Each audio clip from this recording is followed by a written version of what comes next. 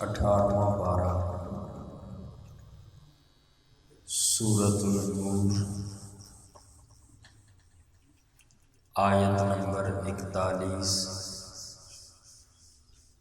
رکوع نمبر 12۔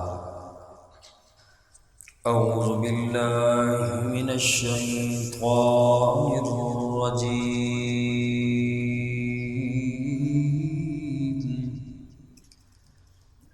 بسم اللہ الرحمن الرحیم۔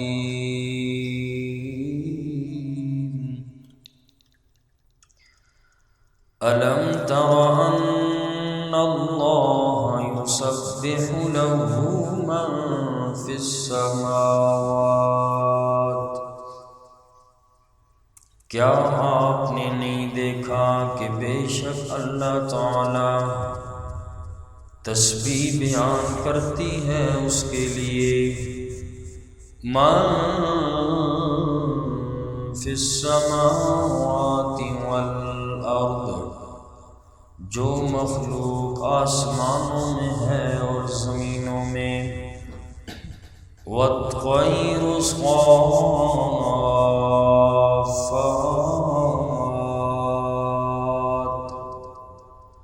اور پرندے فضا میں پر پھیلائے ہوئے،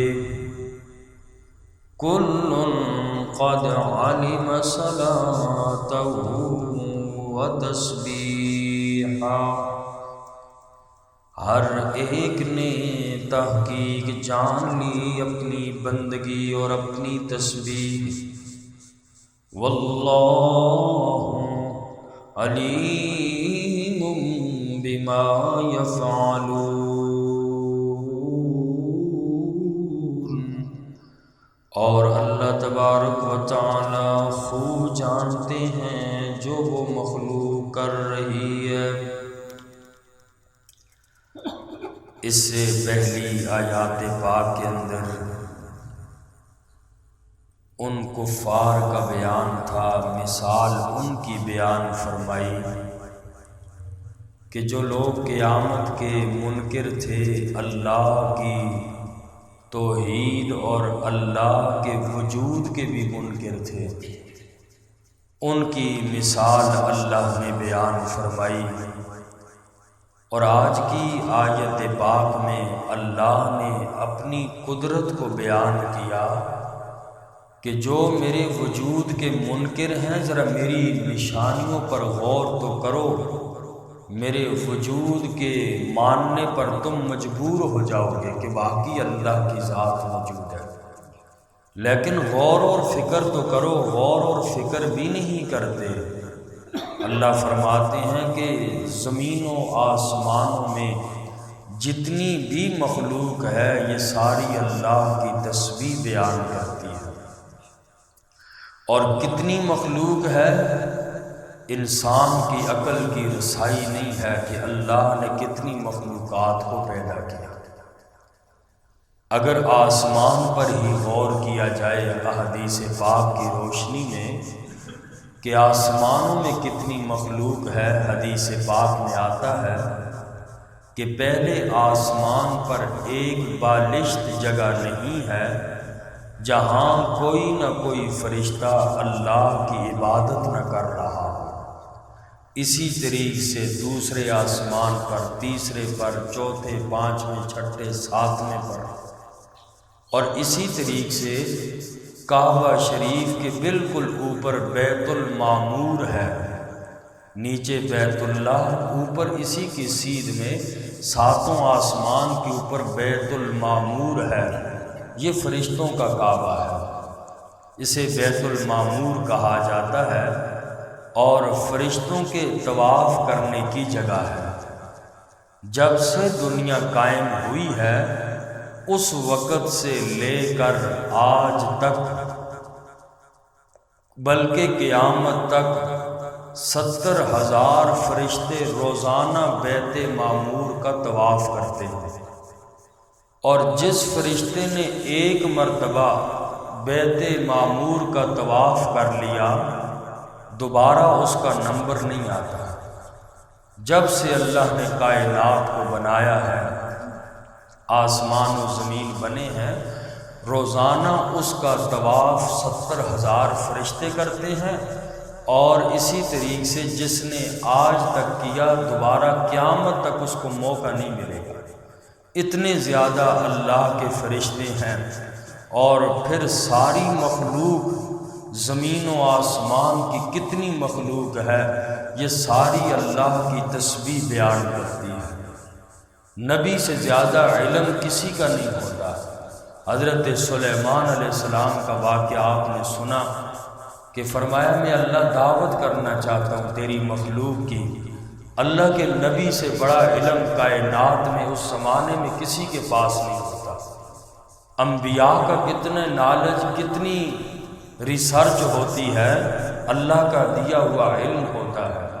انہوں نے فرمایا کہ میں ساری مخلوق کی دعوت کر سکوں گا، لیکن وہ ایک مچھلی کی دعوت نہ کر سکے۔ تو ہمیں کیا پتہ کہ اللہ کی مخلوق کتنی ہے؟ اللہ دعوت فکر دے رہے ہیں، غور کرو میری مخلوقات کے اندر، میری ان چیزوں کے بنانے میں غور کرو اے دہریو، اللہ کے وجود کے منکر لوگو، فرمایا ان چیزوں میں غور کرو تو میرے وجود کے قائل ہو جاؤ گے۔ تو جتنی بھی آسمان و زمینوں کی مخلوقات ہے، یہ ساری اپنی اپنی بولیوں کے اندر اللہ کی تسبیح بیان کرتی ہیں۔ وَالطَّيْرُ صَافَّاتٍ، اور فرشتے بھی فضا میں اڑتے ہوئے اللہ کی تسبیح بیان کرتے ہیں۔ اور سورہ نور کے اندر گزرا وَإِن مِّن شَيْءٍ إِلَّا يُسَبِّحُ بِحَمْدِهِ وَلَٰكِن لَّا تَفْقَهُونَ تَسْبِيحَهُمْ، کائنات کی جتنی بھی چیزیں ہیں، چاہے وہ جمادات ہیں، پتھر ہیں، پتھر بھی اللہ کی تسبیح بیان کرتے ہیں، لیکن فرمایا وَلَٰكِن لَّا تَفْقَهُونَ تَسْبِيحَهُمْ، اے انسان تو ان کی بولیاں، ان کی تسبیح نہیں سمجھ سکتا۔ ہر چیز، مٹی کا ذرہ سے لے کر بڑی سے بڑی چیز تک، ہر چیز اللہ کی تسبیح بیان کرتی ہے، لیکن مشرک انسان اللہ کا منکر ہے، وہ بندہ اللہ کی توحید کا قائل نہیں ہوتا، ان چیزوں میں غور و فکر نہیں کرتے، اللہ کے وجود کے منکر لوگ ہیں۔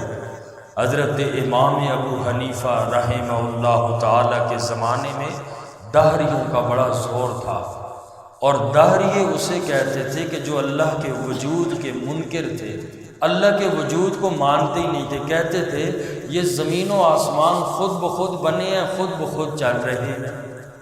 حضرت امام اعظم ابو حنیفہ رحمہ اللہ مناظرے پہ جا رہے تھے، دہریوں کے مناظر سے مناظرہ کرنے کے لیے، تھوڑے خود بخود لیٹ ہو گئے۔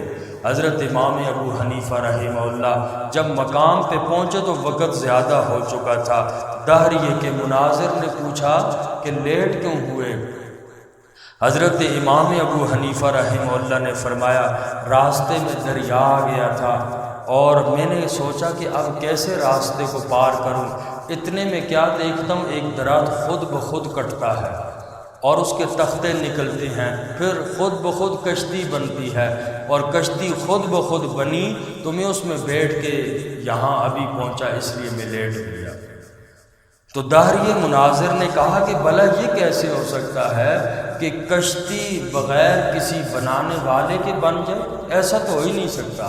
حضرت امام ابو حنیفہ نے فرمایا جب چھوٹی سی کشتی بغیر کسی بنانے والے کے نہیں بن سکتی، اتنی بڑی کائنات، زمین و آسمان اور اس کے اندر جتنی بھی مخلوقات ہیں، بھلا یہ کسی بنانے والے کے بغیر کیسے بن سکتی ہیں؟ تو ماننا پڑے گا کہ اللہ کا وجود ہے۔ تو دہریے اس بات کو ماننے کے لیے تیار ہو گئے کہ جب چھوٹی سی کشتی نہیں بن سکتی کسی کے بنانے کے بغیر، اتنی بڑی کائنات کیسے رب کے بغیر بن سکتی ہے؟ تو ان آیات پاک کے اندر اللہ کریم نے کائنات میں غور و فکر کرنے کی دعوت دی۔ ذرا غور و فکر کرو اے میرے وجود کے منکرو، اے میری توحید کے نہ ماننے والے لوگوں، ان چیزوں میں ذرا غور کرو۔ فرمایا الم تر ان اللہ یسبح لہ من فی السماوات والارض، کیا آپ نے نہیں دیکھا کہ بے شک اللہ کہ تسبیح بیان کرتی ہے اس کے لیے جو مخلوق آسمانوں اور زمینوں میں ہے. وَالطَّيْرُ صَافَّاتٍ،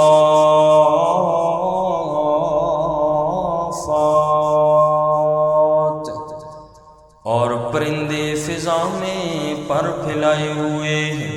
کُلٌّ قَدْ عَلِمَ صَلَاتَهُ، اور ہر ایک نے تحقیق جان لی اپنی بندگی. وَتَسْبِيحَهُ، اور اپنی تسبیح کائنات کی ہر چیز کر رہی ہے. واللہ، اور اللہ تعالی علیم بما یفعلون، اور اللہ کریم خوب جانتے ہیں جو وہ مخلوق کر رہی ہے. وَلِلَّهِ مُلْكُ السَّمَاوَاتِ وَالْأَرْضِ، اے لوگو تم تو اللہ کی ذات کے منکر ہو، حالانکہ وَلِلَّهِ مُلْكُ السَّمَاوَاتِ وَالْأَرْضِ، ساری کی ساری بادشاہی زمین و آسمان کی اللہ کے لیے ہے.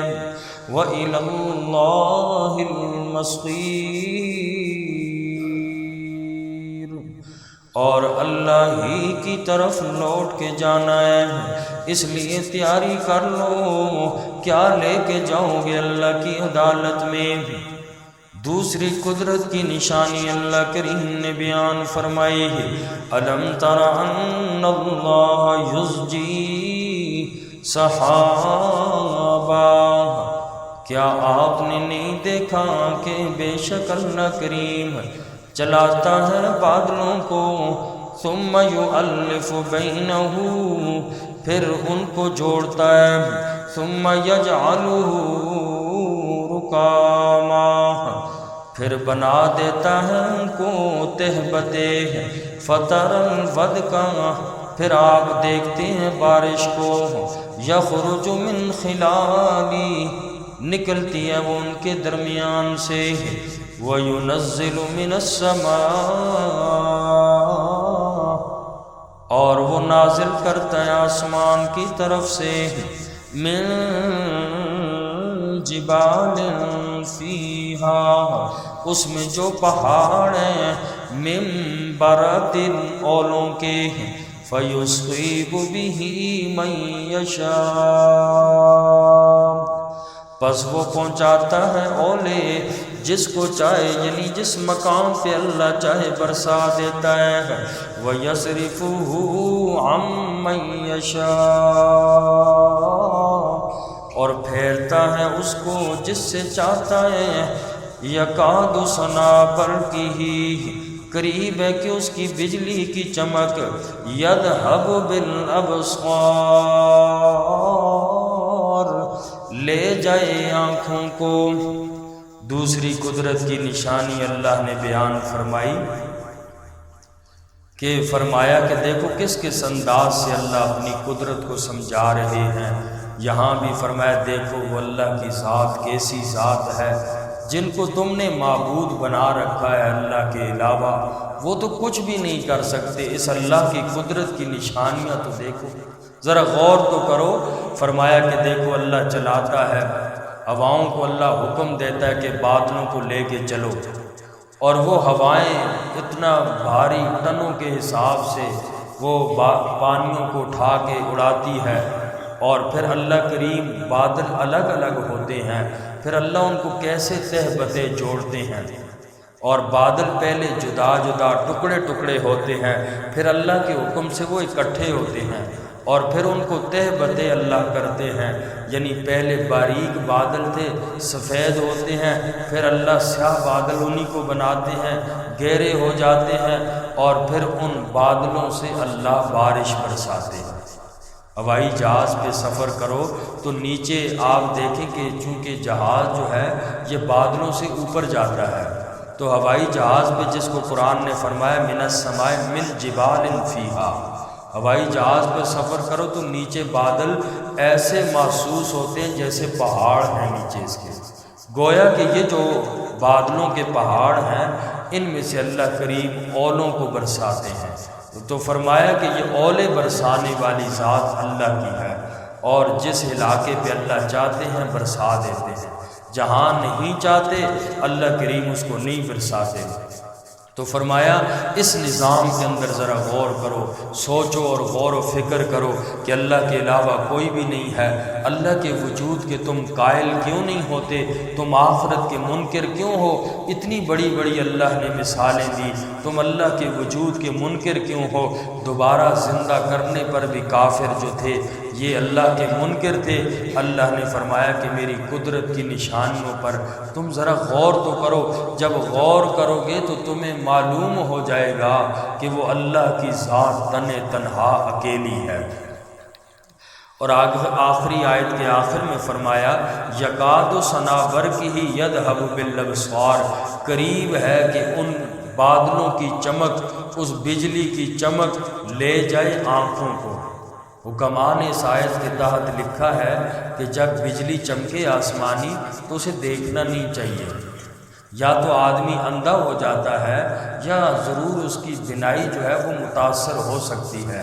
اور اسی طرح سورج گرہن جب لگتا ہے تو اس وقت بھی سورج کو نہیں دیکھنا چاہیے، انسان کی جو بینائی ہے یہ متاثر ہو سکتی ہے۔ اگلی آیت اسی کے ساتھ ہی ہے، صرف ترجمہ دیکھ لیجئے۔ یقلب اللہ اللیل والنہار، بدلتا ہے اللہ کریم رات کو، والنہار اور دن کو۔ اللہ کی قدرت کو دیکھو، کبھی رات بڑی کبھی دن بڑا ہو جاتا ہے، رات چھوٹی ہو جاتی ہے۔ غور کرنے والوں چھوٹی سی مثال ہے، ذرا غور تو کرو، اللہ کی توحید تک پہنچ جاؤ گے۔ یقلب اللہ اللیل والنہار، بدلتا ہے اللہ کریم رات اور دن کو۔ ان فی ذالک لعبرہ، بے شک ان چیزوں میں عبرت ہے، نشانیاں ہیں، لأولی الابصار، آنکھوں والوں کے لیے، یعنی غور و فکر کرنے والوں کے لیے بہت بڑی عبرت ہے، بہت بڑا سبق کا سامان ہے۔ وہ بندہ اللہ کی توحید تک پہنچ جائے گا۔ اللہ مجھے اور آپ سب کو عمل کی توفیق نصیب۔